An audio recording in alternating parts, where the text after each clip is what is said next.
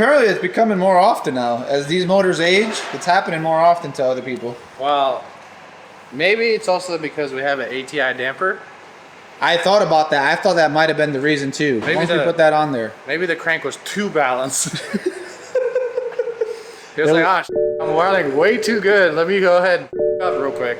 After I posted that video where I spun the crank hub, a few people reached out to me and said they had similar experiences with their motor after they installed the ATS dampener.